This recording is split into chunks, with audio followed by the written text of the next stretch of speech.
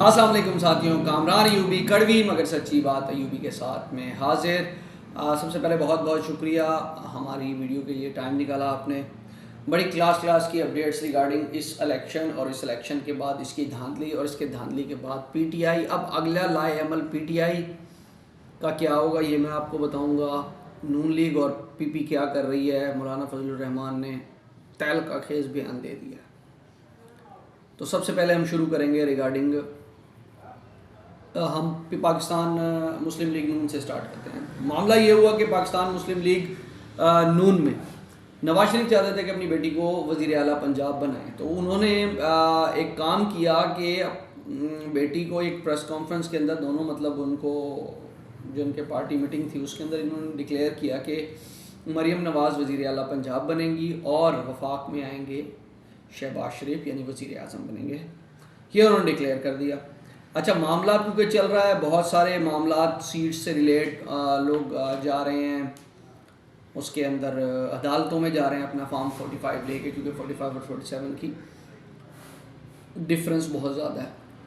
According to PTI वो 179 seats जीत चुकी हैं और इनके हिस्से में बामुश्किल कोई 17-18 हद है 25 सीटें होंगी मुस्लिम लीग नून के पास। लेकिन वो जाहिर सी बात है वो इस चीज़ को फोकस कर रहे हैं। वो कह रहे हैं कि इनको हमसे छीन के सीटें गई हैं और हम इसके लिए अदालतों में जाएंगे।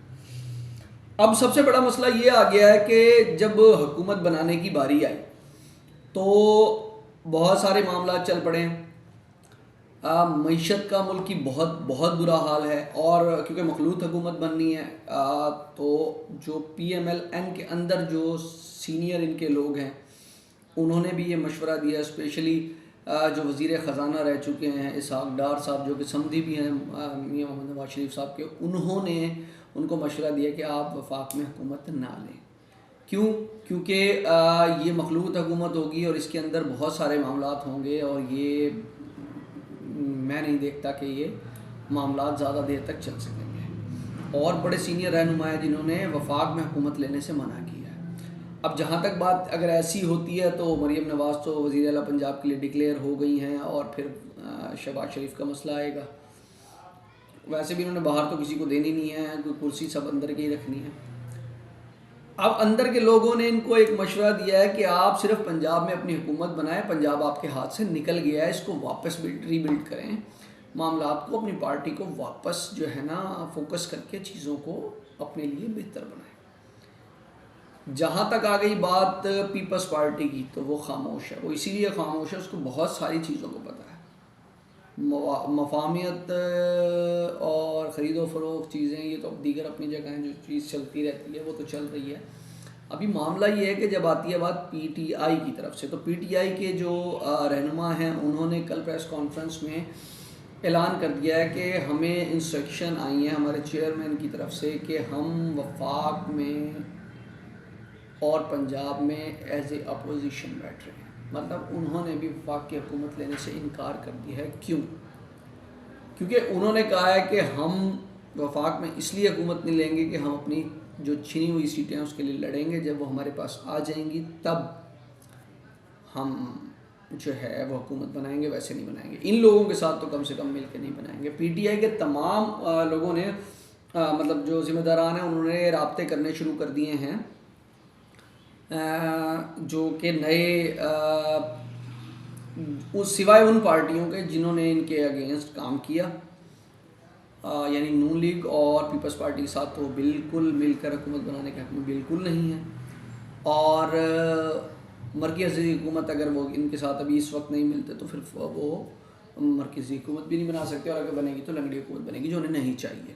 इमरान खान ने बड़े क्लियर कट पैगाम दे दिया है कि अब जो है हमें जो है डायरेक्टली हमें जो है एक ही सूरत में हम तैयार हैं, हम वफाक में भी आने को तैयार हैं, हम मुल्क के मशरक़ को ठीक करने के लिए तैयार हैं, लेकिन हमें हमारी छीनी हुई सीटें वापस दीजिए। छीनी हुई सीटें वापस देने का मतलब है 2/3 अक्सरियत। और इमरान खान इस वक्त बहुत सख्त इक़दाम उठाने के मूड में है, क्योंकि 2/3 अक्सरियत आती है तो वो ये इक़दाम उठा जाएंगे। तो ये एक रस्साकशी सी सूरत हाल है और बड़े मामला जो है वो बिखरे हुए हैं और ये मामला कहाँ तक जाके रुकता है। पीटीआई ने अपना लाहेअमल बड़ा क्लियर कट सामने कर दिया कि हम नहीं लेंगे। पीपी इस वक्त चुप है।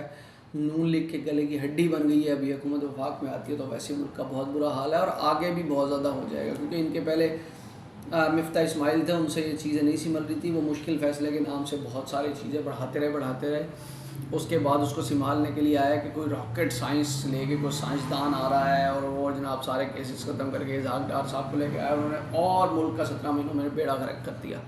अब जब दोबारा ज़ाहिरी सी बात है वो उनकी इस चीज़ पे नज़र हैं तो अकाउंटेंट लेकिन वज़ीर ख़ज़ाना कहते हैं चलो ठीक है। बहरहाल उनकी जो नज़र है उन्होंने मना किया है सख्ती से कि वफाक में आप हुकूमत ना लें, क्योंकि जो भी वफाक में हुकूमत लेगा उसके गले में आएगी। क्यों? क्योंकि आप वो फ़ैसले नहीं कर पाएंगे जो आपको करने हैं। उसमें करप्शन से रिलेट और बहुत सारी चीज़ों से रिलेट फ़ैसले होंगे जो कि बहुत आपके इत्तेहादियों के ख़िलाफ़ जाएंगे और उन्होंने अपना हाथ खींचा तो आपकी हुकूमत गिर जाएगी। और अगर ये हुकूमत गिरती भी है तो जो मौजूदा पीर पगाड़ा हैं उन्होंने ये बात कह दी है कि इमरान खान के साथ नाइंसाफ़ी हुई है और जो ये हुकूमत बनी है 12-13 महीने से ज़्यादा नहीं चलेगी, उन्होंने भी कह दिया है। तो ये इस वक्त रस्साकशी की सूरत हाल है आने वाले चंद दिनों में, क्योंकि 16-17 दिन हो गए अभी तक ये नहीं पता कि कौन हुकूमत बना रहा है और 29 फरवरी तक इसको बनानी है।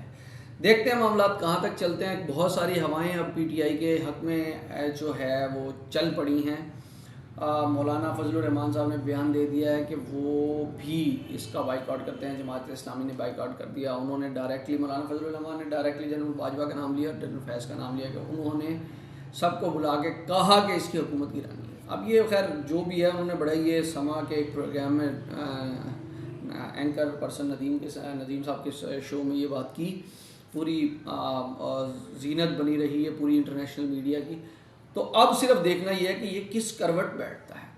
वीडियो पसंद आई हो तो लाइक करें, शेयर करें, कमेंट सेक्शन में अपनी राय का इज़हार ज़रूर दीजिएगा। कड़वी मगर सच्ची बात अयूबी के साथ में नई अपडेट के साथ इंशाल्लाह जल्द हाजिर होंगे। मुझे दीजिएगा इजाज़त, अपना रखिएगा बहुत सारा ख्याल।